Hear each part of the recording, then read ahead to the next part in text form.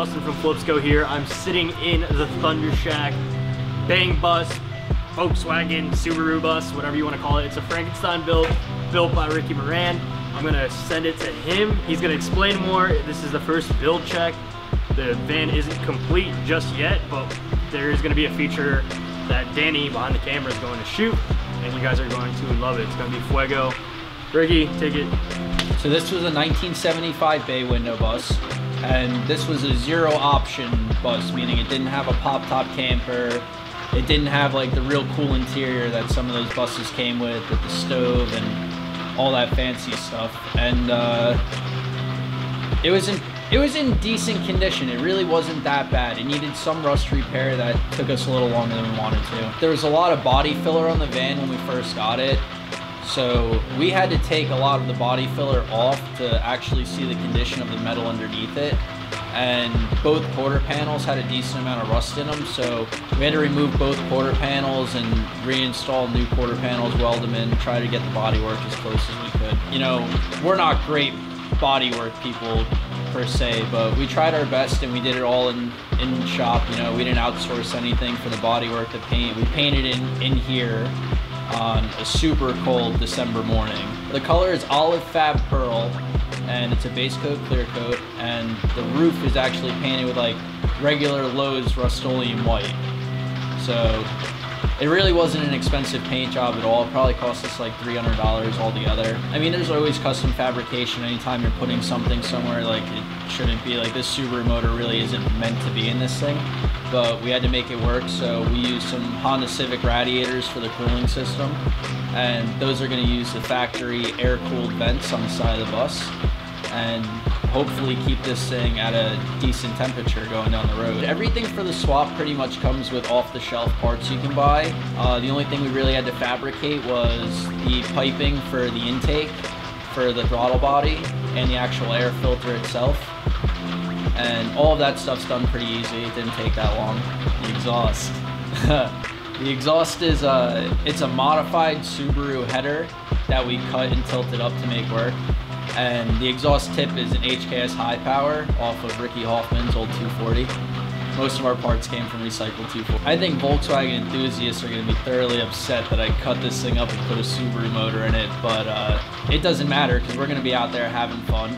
I think a decent amount of people are going to like it. Yeah, it's still rear-wheel drive. It uses a factory Volkswagen transmission. Just out of a newer bus, it's geared a little bit differently. It should work better with our swap. It's a 4-speed actually. All these air-cooled motors are pretty much 4 speeds. There's no drive shaft because the engine is in the back of the bus. You know, that's how they are from the factory. It's pretty much a front-wheel drive setup, just in what would be the trunk. They do not have to put it in reverse for it to go forward. Everything factory Volkswagen works with it, so all of the factory Volkswagen shift linkage, the throttle cable, the clutch cable, it uses a factory Volkswagen clutch inside it. You know, really the only thing Subaru about this thing is the engine and the wiring. We haven't test driven it yet, so we really don't know how this thing is going to react, but we're fairly confident that this thing's going to drive and perform just like a regular Volkswagen bus would. But we're just hoping that it drives a little bit better because it's going to make 3 times the power that a factory air-cooled engine would make. This bus was primarily built strictly on the concept that we're going to make people happy with it. And whether that's going down the road and, you know, having a bunch of kids see it and smile, or having a family remember a time when they were kids that used to have a bus, or just us going out to the beach or to the drift events and just having a good time. Or when parents made their kids. Yeah, parents are probably going to look at it and say, hey, little Billy, you know, that's how you were made. If it wasn't for Volkswagen and their super rad interiors, you probably wouldn't be here. This bus it's close to being done, but I would say not near where we would like it to be as far as the total finished product. Eventually we would like to put like lights in the interior. We want to do a wood ceiling out of cedar and do recessed lighting. For right now, we just have regular like beach towel blankets in there, like old hippie stuff to try to complete the whole vibe. Drug rugs. Drug rugs. I didn't want to say it, but yeah, they are drug rugs. But yeah, it's gonna be sweet. I really just can't wait to enjoy it this summer with all my friends. So we just linked up with Ricky Moran, and his bus, we're gonna get some actual real OG rollers. Before he needs to get his drift car running, so that's main. Like, yeah, we need a tandem.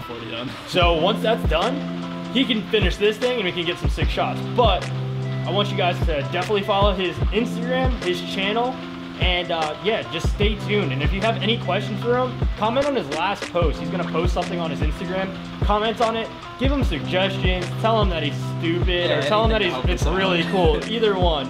And definitely follow Danny as well in the back. He's killing it on the camera right now, and I just can't wait to get drone shots. This lime bean is gonna look sick. The lime bean. The bean of limes. Hey, but, you know 420's National Lime and Bean Appreciation Day? Dude, that's a fact. God. That's a fact, right. 420. Well, definitely like, share, subscribe in the video, and comment below, and let us know if you guys want to see more of the Volkswagen bus and its journeys across the nation.